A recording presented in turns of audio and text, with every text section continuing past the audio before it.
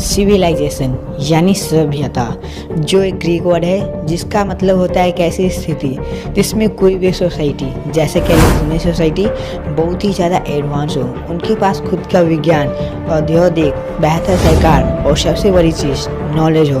वैसे ज्ञात रूप से इस पूरे धरती पे हम मानव भी अब तक के सबसे पहले सिविलाइजेशन है। धरती पे मानव सभ्यता की शुरुआत आज से करीब 2 लाख साल पहले हुई थी और इन 2 लाख सालों के बीच हमने कई सारे उतार चढ़ाव को झेलकर अपने सिविलाइजेशन का विकास किया। पर हमारे इस पूरे ह्यूमन सिविलाइजेशन का अस्तित्व इस ब्रह्मांड के सामने पलक झपकाने से भी कम है।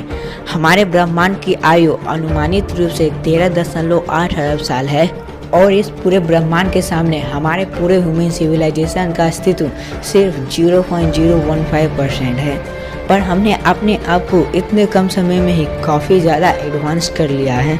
हमने अफ्रीका के जंगलों में जंगली जानवरों का शिकार कर आज इस पूरे धरती पे ह्यूमन सिविलाइजेशन का अस्तित्व कायम किया हुआ है, वो भी इतने कम समय में। हम ह्यूमन एक ऐसी उन्नत प्रजाति है जिसने हर असंभव को संभव किया है।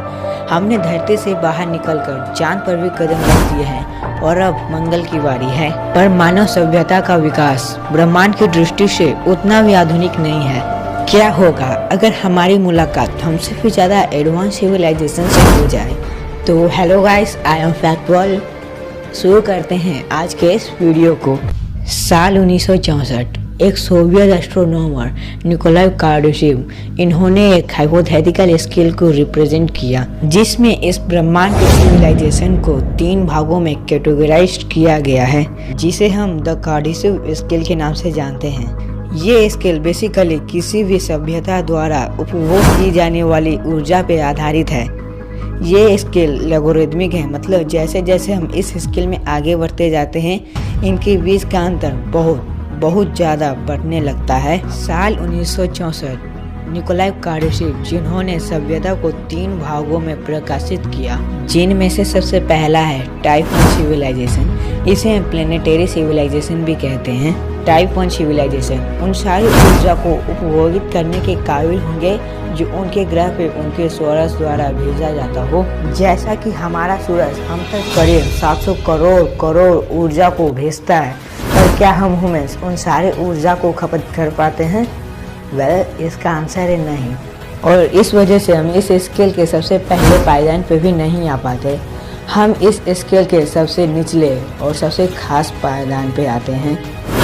टाइप 0 को एक फेमस एस्ट्रोनॉमर कार्ल सेगन ने बनाया था। कार्ल सेगन ने एक ऐसे फॉर्मूले को इजाद किया जो किसी भी सिविलाइजेशन के रेटिंग को दर्शा सकता था, और वो फॉर्मूला ये है जिसमें कि उस सिविलाइजेशन के रेटिंग को दर्शाता है, और पी का मतलब वो पावर जो इस सिविलाइजेशन के द्वारा कंज्यूम करता हो। एक टाइप 0 सिविलाइजेशन कम से कम 1 मेगावाट इतनी एनर्जी खपत करने के काबिल होंगे।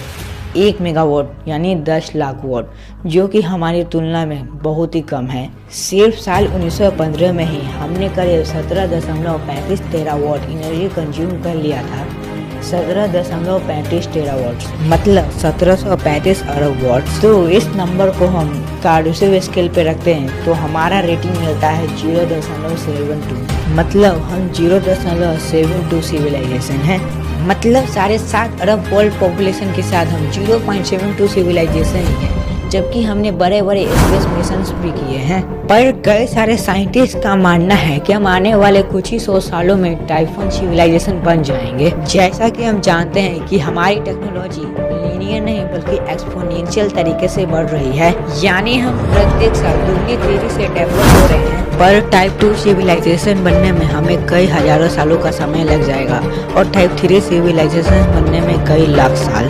जैसा कि मैंने आपको शुरू में ही कहा था, ये स्केल लॉगरिथमिक है, मतलब जैसे जैसे हम इसमें आगे बढ़ेंगे इनके बीच का अंतर बहुत ही ज़्यादा बढ़ जाएगा।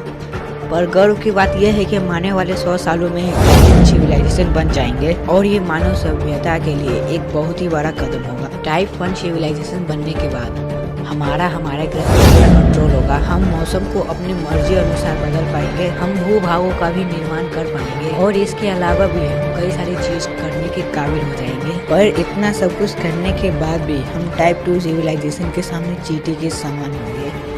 टाइप 2 सिविलाइजेशन, जिसे स्टेलर सिविलाइजेशन भी कहा जाता है। टाइप 2 सिविलाइजेशन अपने सूरज से निकलने वाली सारी ऊर्जा को खपत करने के काबिल होंगे और इसी के साथ ही ये अपने सौर मंडल के सभी ग्रहों को कॉलोनाइज करने के भी काबिल होंगे। इन्हें अपने सूरज के सारी ऊर्जा को सोखने के लिए एक यान का निर्माण करना पड़ेगा और इस हाइपोथेटिकल यान को कहा जाता है द डायसन स्फीयर। इस हाइपोथेटिकल यंत्र का नाम इसके खोजकर्ता फ्रीमैन डायसन पे रखा गया है, जिन्होंने साल 1960 में इस यंत्र के आइडिया को लोगों तक पहुंचाया था। टाइप 2 सिविलाइजेशन सिर्फ इस यंत्र को बनाने के ही काबिल नहीं होंगे, वो अपने सौर मंडल के बाकी ग्रहों को अपनी मर्जी अनुसार ढालने के भी काबिल होंगे और सिर्फ प्लेनेट ही नहीं बल्कि वो अपने ऊर्जा के लिए एस्टेरॉयड की भी माइनिंग कर पाएंगे। टाइप 2 सिविलाइजेशन, इसके पास जो शक्ति होगी वो वाकई में हमारे लिए काबिल तारीफ होगी। और हमें इतनी सारी ऊर्जा की जरूरत क्यों पड़ेगी? हम भला इसका क्या करेंगे? जैसे जैसे जनसंख्या में वृद्धि हो रही है, डिमांड्स भी उतने ही बढ़ते जा रहे हैं और आज से 100 और 200 सालों बाद जनसंख्या में वृद्धि बहुत ही हो जाएगी और उनके ज़रूरतों को पूरा करने के लिए हमें ऊर्जा की जरूरत पड़ेगी।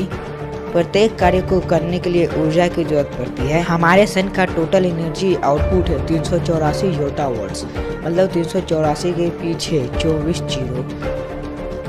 जब टाइप 2 सिविलाइजेशन बन जाएंगे तो हमें इतनी सारी ऊर्जा की खपत करनी पड़ेगी। ये नंबर्स वाकई में बहुत ही ज़्यादा चौंका देती है, पर ये टाइप 3 सिविलाइजेशन के सामने कुछ भी नहीं है। टाइप 3 सिविलाइजेशन, जिसे गैलेक्टिक सिविलाइजेशन भी कहा जाता है, और जैसा कि आपको इसके नाम से ही आइडिया हो गया होगा कि इस सिविलाइजेशन की पहुंच पूरे गैलेक्टिक लेवल तक रहेगी। ये अपने गैलेक्सी के सारी ऊर्जा को खपत करने के काबिल होंगे।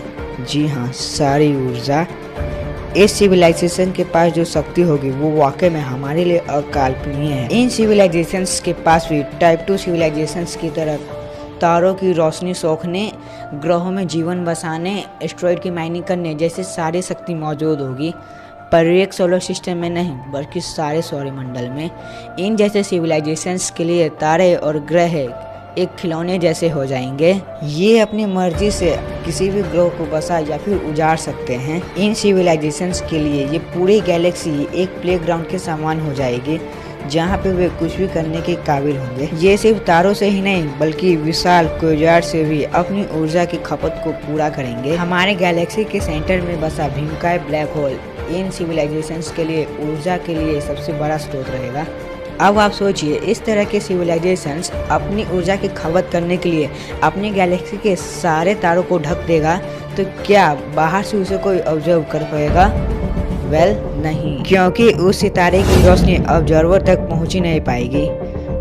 कहे तो यह गैलेक्सी पूरी तरह से अदृश्य हो जाएगी, जो हमें इस काले ब्रह्मांड में कहीं नजर ही नहीं आएगी। हमारे ब्रह्मांड में भी ठीक ऐसा ही एक जगह है जिसे हम कहते हैं द ग्रेट वॉइड, जो करीब 330 करोड़ लाइट प्रकाश की दूरी में फैला हुआ है और ये ब्रह्मांड का ज्ञात सबसे बड़ा वॉइड है। वॉइड यानी खाली जगह। ब्रह्मांड का यह क्षेत्र पूरी तरह से अंधेरा है। वैज्ञानिकों के अनुसार इतने बड़े जगह में कम से कम 2000 गैलेक्सी तो होनी ही चाहिए थे, पर वैज्ञानिकों को यहाँ पे अभी सिर्फ 60 गैलेक्सी ही देखने को मिली है, जो वाकई में बहुत ही कम है। तो क्या ऐसा नहीं हो सकता कि सारी गैलेक्सी वहाँ पे ही मौजूद है और वहाँ पे कोई टाइप 3 सिविलाइजेशंस का राज है और वो इन सारे गैलेक्सी के सितारों को ढक दिए हैं अपनी ऊर्जा के खपत के लिए? तो इसके बारे में आप क्या सोचते हैं? कमेंट में अपनी राय जरूर दें। तो आज के लिए बस इतना ही। पर जाने से पहले जैसा कि मैंने आपको बताया था कि एडवांस सिविलाइजेशन बनने के लिए नॉलेज का होना बहुत ही ज़्यादा ज़रूरी है, और इसलिए हमने आपके लिए और भी कई सारे वीडियोस बनाए हैं, जाके उन्हें आप ज़रूर देखें और अपनी नॉलेज को बढ़ाते रहें। Thanks for the watching.